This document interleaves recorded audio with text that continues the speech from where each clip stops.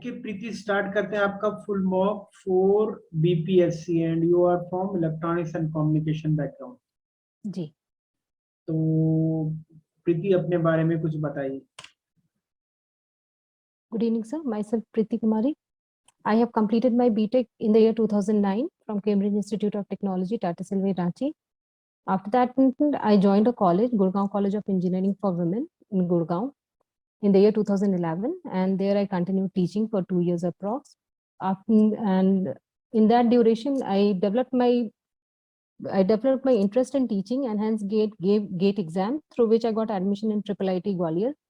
And from there, I completed my MTech in Digital Communication branch in the year 2014. After that, I got a campus placement in lovely Professional University, Jalandhar. I taught there for about a year or so. And then I left my job and came back to Jharkhand. And here I joined a college, Central University of Jharkhand, in the year 2016, January month. And there I taught there for approx 1.5 years. And after that, I had my baby. And hence I had to drop the college. And during that, after having my child, I used to take ye classes. I mean to say, I used to go to the college and take classes for an hour or so, and then come back. It was a guest faculty there, and hence after that, in the year 2020 January, I joined Birla Institute of Technology, BIT Mesra, Ranchi, as a PhD scholar there. And currently, I am pursuing my PhD second year as a full-time scholar from BIT Mesra. Thank you. What is your PhD topic? So my PhD topic is infant cry analysis using machine learning. Okay. So up to what मतलब context you have researched that topic? कि अभी तक आपको क्या research में क्या मिला है? Sir, actually, on my research topic, we are basically dealing with the pathological cry of the neonates. Neonates are 0 to 28 days babies. We go to the hospital NICU unit to collect samples from there. And we have got samples for aphaxia and meningitis, sepsis. And these samples, now what we do the spectral analysis of these particular samples to see, yes, is there any particular feature present in a particular category of cry. So till now, I have submitted my review paper in Biocybermetrics and Biomedical Engineering Journal. And the spectral analysis of the signal is going. Also, NICU has a lot amount of noise present there. Hence, we are working on the noise removal so that we can extract the, I mean to say, the child voice or the cry. Okay. अच्छा, ये जो अभी mobile communication है 2G 4G, ये क्या digital communication है या analog communication? So these are digital communication. Digital communication जी. तो हमारे मोबाइल में भी एक डिजिटल कन्वर्टर होगा, एनालॉग टू डिजिटल कन्वर्टर. हाँ. और रिसीवर भी ऐसे ही होगा, डिजिटल टू एनालॉग. हाँ, रिसीवर एंड पे भी होगा सर. तो अच्छा, अब हमें क्या चेंजेस करने पड़ेंगे अगर हमें मोबाइल 5G में आ गया?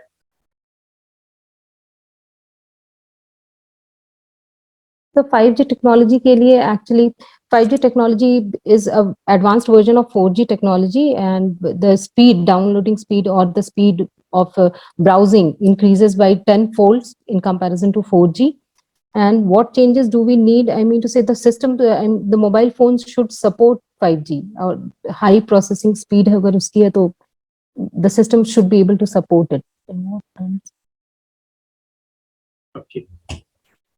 The processor, the speed. अभी तक आपने कौन-कौन से सब्जेक्ट पढ़ाए हैं जो अपना टीचिंग एक्सपीरियंस है आपका? तो टीचिंग में मैंने पढ़ाया था सिग्नल्स एंड कम्युनिकेशन, और ईडीसी भी पढ़ाया था. और ईडीसी भी पढ़ाया था. हाँ, मैटलैब भी लिया था. मैटलैब भी लिया. अच्छा, पावर इलेक्ट्रॉनिक्स भी पढ़ाया आपने? पावर इलेक्ट्रॉनिक्स नहीं, सॉरी सर. पावर इलेक्ट्रॉनिक्स में. अच्छा, बीजेटी जो होता है जी, ये करंट कंट्रोल डिवाइस है या voltage control device? So BJT is a current control device. Current control device. जी। कौन सी करंट से कंट्रोल करते हैं इसको? So the output current जो होता है IC, it varies as per your base current, the input current. हाँ, base current is the deciding factor और वही vary करवाता है the output.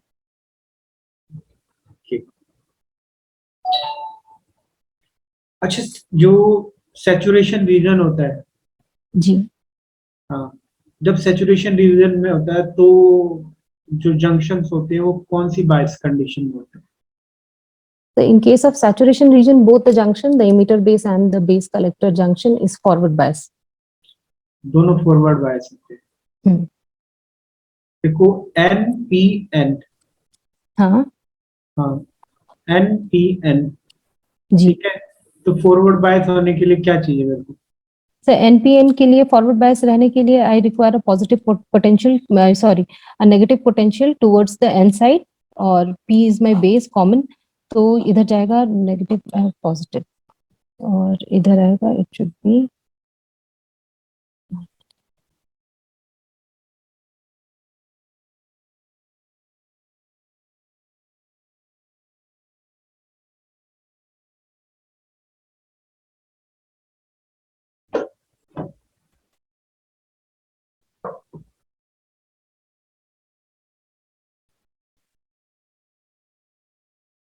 the N terminal and the emitter terminal should be connected to the negative terminal और collector end में जो terminal है that will be connected to the negative.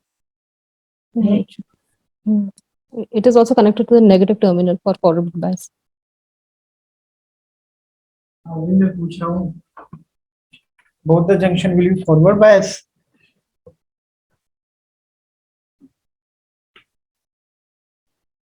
कभी आपने कैलकुलेट किया है उसको, जब पोटेंशियल्स क्या होते हैं जब हम लोग उसको सैचुरेशन कंडीशन में निकालते हैं? सर सैचुरेशन कंडीशन के लिए collector junction should be positive ना, तभी वो करंट इंक्लूड करेगा सारा। अच्छा, मेरे को ये बताइए, ये ओवरड्राइव करंट क्या होती है? बेस करंट कभी कभी ओवरड्राइव करंट भी बोलते हैं कि इसकी ओवरड्राइव करंट होनी चाहिए।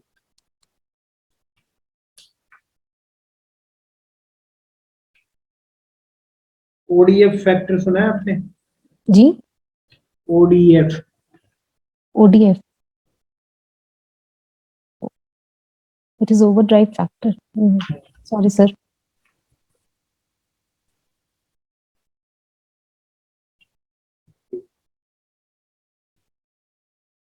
अच्छा चलिए, जो एम्पलीफिकेशन होता है, जी सर प्लीज रिपीट। हाँ, एम्पलीफिकेशन होता है बीजेटी हाँ का, हाँ। हाँ, वो कौन से कॉन्फ़िगरेशन में होता है जो एज ए एम्पलीफायर यूज होता है? Common emitter, common base, common collector.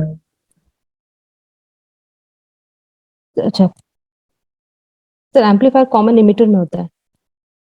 Common emitter में हम्म, एम्पलीफायर होता है। हम्म।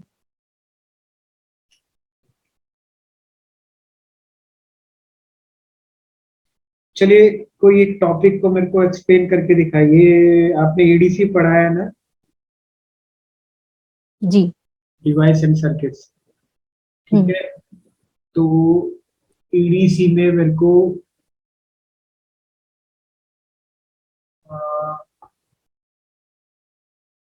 क्या बोलूं, आप लॉजिक गेट्स का, ठीक है ना? जी जी प्लीज। हाँ, ईडीसी में लॉजिक, ईडीसी के जो डिवाइस यूज करके एंड गेट बनाइए। ईडीसी के डिवाइस यूज करके and gate. And gate is multiplier.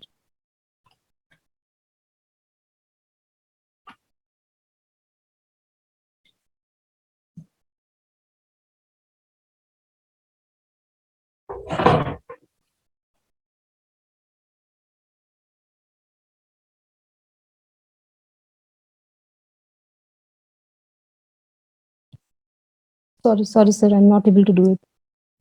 दो बीजीटी को सीरीज में लगा के कर दो और आउटपुट रजिस्टर के अक्रॉस देखो। मैं आपकी क्वालिफिकेशन, आपके एक्सपीरियंस के हिसाब से क्वेश्चन पूछ रहा हूँ थोड़ा सा। मेरे को आप, मतलब मैं पिछली बार भी आपका वो लिया था स्नैप, तो उसके हिसाब से आप मुझको अब स्टैंडर्ड लगते हैं, तो इसलिए मैंने पूछा हूँ आपसे।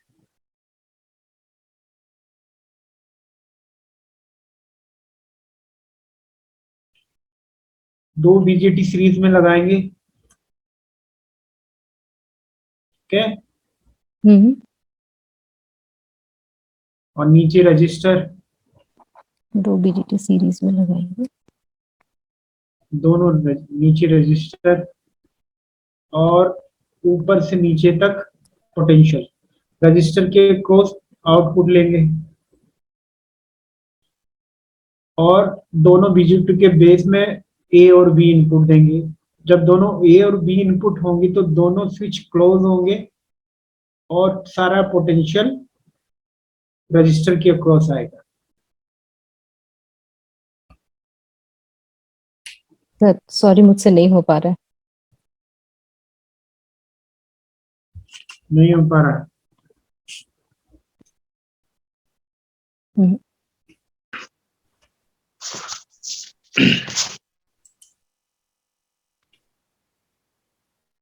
ये नीचे वाला सर्किट देखिए। ओके। जी जी, विजिबल। समझ गए? हम्म। दोनों को सीरीज में लगा के आप, ठीक है, चलिए कोई बात नहीं। नाउ सर विल टेक, ठीक है ना, मेरे पॉइंट ऑफ व्यू से आपका ठीक है, मैं बाद में okay okay okay Preeti, good evening. Good evening sir.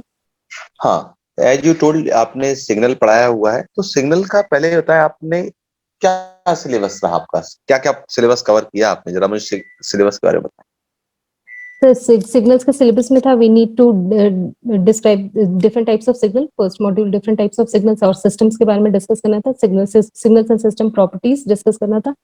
And then उसके बाद जो सेकंड टॉपिक, सेकंड मॉड्यूल था, उसके बाद हमने पढ़ा था, हाँ, it was Fourier transform, Fourier series, Fourier transform, the Laplace, Z transform, और हाँ, जेड ट्रांसफॉर्म भी था। And after that it was multi rate DSP, वो भी पढ़ा था। These were the topics. जी, with the topics. Z transform नहीं पढ़ा, डीटीएफटी डीएफटी नहीं पढ़ाया? हाँ, जेड ट्रांसफॉर्म मैंने बोला था सर। अच्छा, जेट ट्रांसफॉर्म। अच्छा डीटीएफटी। अच्छा, ये बताएं कि जब हम डिस्क्रीट सिग्नल, है ना, हाँ का हाँ एनालिसिस कर रहे हैं, हाँ तो डिस्क्रीट सिग्नल, सपोज एनर्जी है, सपोज पावर है, सपोज एनर्जी एंड पावर दोनों नहीं है, हाँ। तो कौन सा ट्रांसफॉर्म यूज करना बेहतर है, जेड और डीटीएफटी? क्वेश्चन क्लियर है? हम्म। हमारा कोई भी टाइप का सिग्नल लो, तो कौन से ट्रांसफॉर्म पे काम होगा, जेड और डीटीएफ, और कोई लिमिटेशन है? Sir DTFT is not defined for neither energy nor power signals. It also defined for the power. Energy and power signals के लिए DTFT is defined, but for energy neither power के लिए energy. Defined है DTFT. UN का DTFT निकाल सकते हो by using a formula.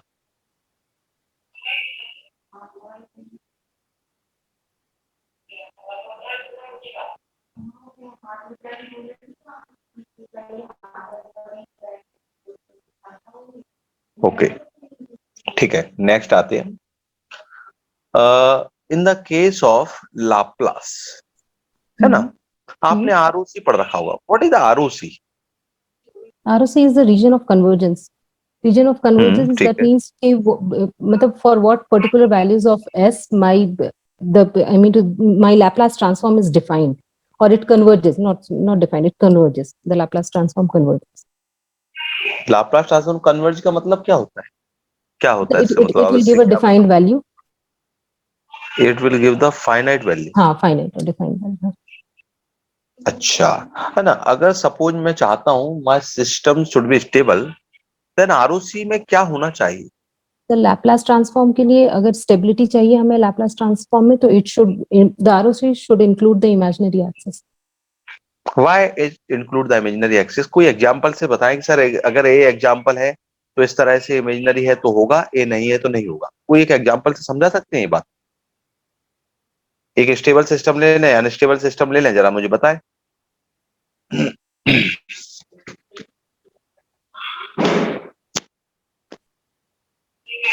तो स्टेबिलिटी के लिए जो क्राइटेरिया होती है, that is bounded output should give bounded input, sorry bounded input should give a bounded output. और बाउंडेड आउटपुट जो होगा हमारा, दैट इज मतलब it will be a periodic signal भी हमारा बाउंडेड आउटपुट हो सकता है। पीरियोडिक सिग्नल भी बाउंडेड आउटपुट हो सकता है। बाउंडेड को आप पीरियोडिसिटी से कैसे कनेक्ट कर रहे हैं? बाउंडेड क्या डेफिनेशन होती है बाउंडेड सिग्नल की? The signal which is defined, define. तो पीरियोडिक not को defined, sorry, not defined sir, actually the signal which मतलब बाउंडेड, बाउंडेड का मतलब वो इनफाइनाइट वैल्यू हमें नहीं देगा। Means signal, it's the finite value, बस हाँ सिंपल सी बात। ठीक है, हाँ बिल्कुल सही है। तो अब वो पीरियोडिक हो अपीरियोडिक हो कोई दिक्कत नहीं है, दोनों तरह के हाँ सिग्नल हो सकते हैं। हाँ, तो हाँ। अब आप अपने क्वेश्चन पे आए, कैसे हो रहा है, कैसे इमेजिनरी एक्सिस आएगा तो बाउंड सिग्नल स्टेबल होगा, ये समझाया। इसको रिलेट करें, कॉन्सेप्ट तो पता है, इसको इससे हाँ। रिलेट करें प्रैक्टिकल एग्जांपल।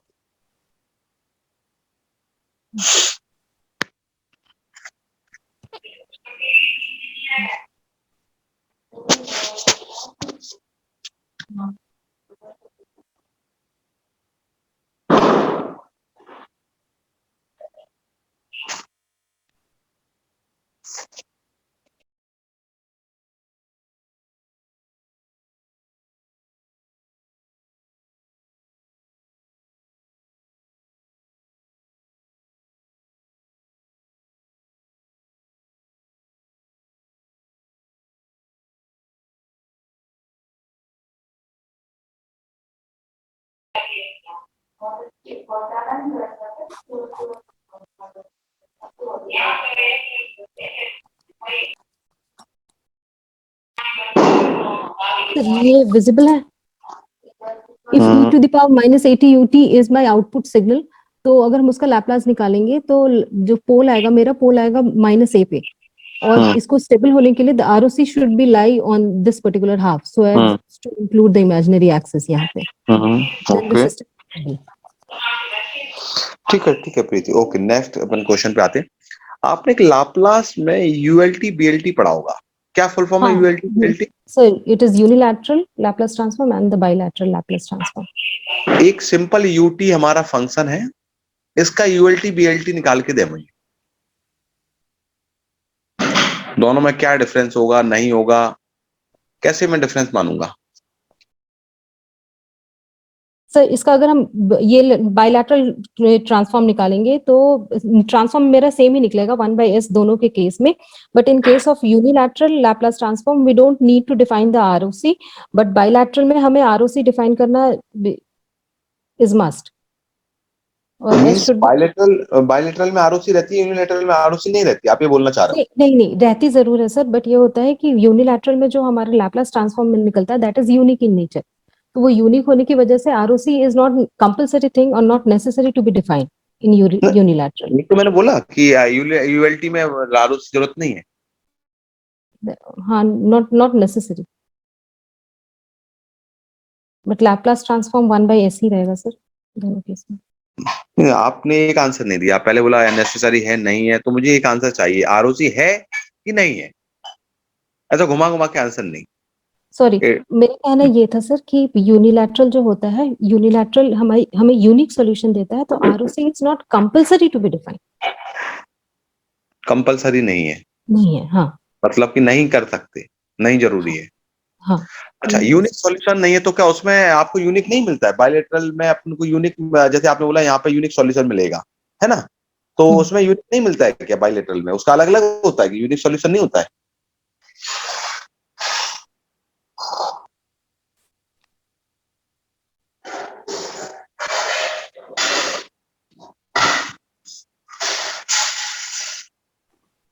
चलो ठीक है। ईडीसी आपने ईडीसी भी पढ़ाया हुआ है अपने 3 इयर्स के एक्सपीरियंस में। ईडीसी और एनालॉग इलेक्ट्रॉनिक्स में क्या डिफरेंस है? What is the difference between EDC and analogue?